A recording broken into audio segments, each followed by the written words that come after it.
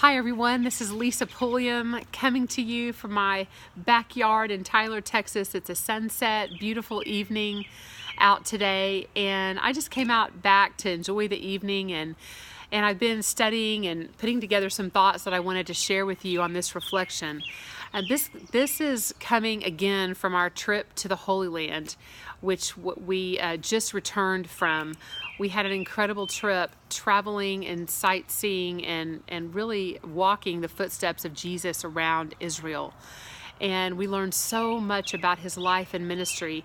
And one of the most aha moments of me throughout the entire trip was going on a boat ride into the middle of the Sea of Galilee. We took our whole group, there were 32 of us, and we took a boat ride into just the middle of that beautiful sea. And it was explained to us that, and we read in the Gospels, that Jesus spent so much of his ministry and life as an adult on and around the Sea of Galilee. You see, he lived in Capernaum, which was on one side of the Sea of Galilee, and he often crossed over the sea to the other side where the non-Jewish, the Gentile, and the pagans lived. And so he traveled back and forth. He was very intentional about getting in the boat with his disciples and crossing to the other side of the sea, because he was here on this earth to spread the news, to share God's love, and to show everyone who God really is. Not just one sector of people, but all of humanity. And I just love that about the scriptures throughout the Gospels. It says that Jesus got in the boat and went to the other side. So he was continually crossing back and forth, spending time on this beautiful body of water with his disciples, where many miracles took place on the water as well as on one side or the other. And one of the miracles I want to talk to you about today is the feeding of the 5,000. Now, this is one of those Sunday school stories that I have heard 1,000 times since I was a little child. And many of you may have heard it, and some of you may have not. And it is an incredible story. And the more I've dove into this story and picturing Jesus around this Sea of Galilee and how he would get in his boat to cross over to the other side and minister to people, and then along comes this unbelievable miracle of the feeding of the 5,000. You see, he and his disciples were tired. They'd been out doing miracles all day. And so they crossed over, they went to the other side, and then they saw thousands of people following him and coming around the lake toward the other side of the sea, where he was going to just hang out and relax all evening. And it was dinner time when they all got there. And Jesus says in John chapter 6, Verse 5, he says, when Jesus looked up and saw a great crowd coming toward him, he said to Philip, where shall we buy bread for these people to eat? He asked this only to test him, for he already had in mind what he was going to do. I think Jesus just really enjoyed blowing people's minds. He loved performing miracles and showing God's great and mighty power in our world. And he had a plan brewing, and it was going to be a good one. So Philip answers him, 8 months' wages wouldn't buy enough bread for all of these people to have even one bite. And then another disciple, Andrew, Simon Peter's brother, spoke up and said, here's a boy with 5 small barley loaves and 2 small fish. But how far will they go among this many people? Jesus said, have the people sit down. And then he took that bread, that little boy's dinner. He took it. Maybe he asked the boy if he could have it. I'm not sure. The Bible doesn't say. But he took the bread, the loaves, the 5 loaves, and the 2 fish. And the Bible says that he blessed it and gave thanks.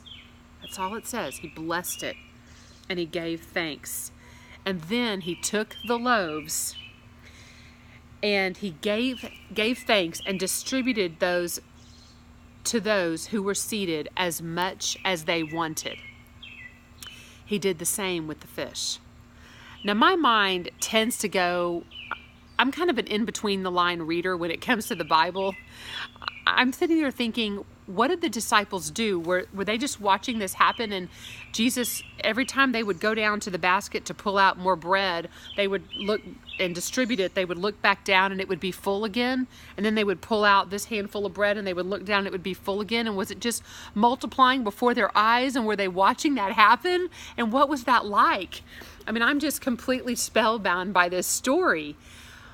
But here's what happens. When they had all had enough to eat, 5,000 people, and the studies, the scholars say that probably was 5,000 men, not including the women and children, because we weren't included in the count back in those days, unfortunately. So it could have been 10, 15,000 people. After they had all had enough to eat, he said to his disciple, gather the pieces that are left over. Let nothing be wasted. He told his disciples to gather the pieces that were left over, and guess what? There were 12 baskets of bread left over after they fed thousands upon thousands of people. And the disciples themselves had to physically handle that bread and put it in the baskets and be in awe of what was left over. And Jesus said, let nothing be wasted. Now, I love this story so much for a lot of reasons, but the one thing I want to hone in on today is, what is in your lunch sack of 5 loaves and 2 fish? What is in your lunch sack? That little boy had 5 loaves and 2 fish that he shared with Jesus and the disciples. What do you have to offer God? What is on your heart that you're struggling with right now that's weighing you down? Maybe it's unforgiveness. Maybe it's hurt. Maybe it's a limiting thought or a feeling of unworthiness. Maybe it's a struggle with a negative relationship, a toxic relationship in your life, and you feel stuck. What else could be in your lunch sack that you offer to Jesus? Well, maybe it's your gifts, a strength, a talent that he's given you. You feel in your heart you have something to do. You have a purpose beyond yourself, and you're trying to figure out what to do with it. Well, I'm here to tell you, ladies, that Jesus wants you to offer it to him. Whatever it is inside the sack, offer it to him. He is going to take it and multiply it abundantly in your life. Whether it's a dream, a goal, a hurt, a heartache, whatever it is, he's going to take those things and bring healing beyond your comprehension. He's going to bring peace into your life that passes all understanding. He's going to take a gift or a talent or a strength, and he's going to say, give it to me. Let's do this together. I have a great plan for you. I have a purpose for you. I created you that way because I have something in mind for you to do, but you got to give it to me. Let's do this together.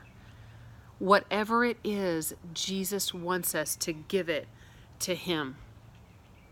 When we give our whole lives to him, our whole hearts to him, our minds, our struggles, our stresses, our joys, our dreams, our goals, when we give it all to him, he's going to take it and multiply it abundantly beyond our comprehension. It may not happen in the matter of a few minutes like it did in this story. It may not happen overnight. It could take years. But do you trust him with everything in your life? Do you trust him to take what you have and multiply it and create abundantly beyond what you can ask or imagine in your life? He can do it, and he will do it. He loves you and he cares about you, and he has a purpose and a plan for you. Thank you all so much for listening today. I hope this provided some encouragement to your soul. This was one of the morning Bible study reflections we shared on the beach at our women's retreat. And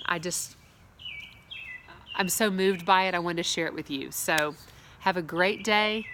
And don't forget, whatever's in your lunch sack, just give it to Jesus. Talk to you soon.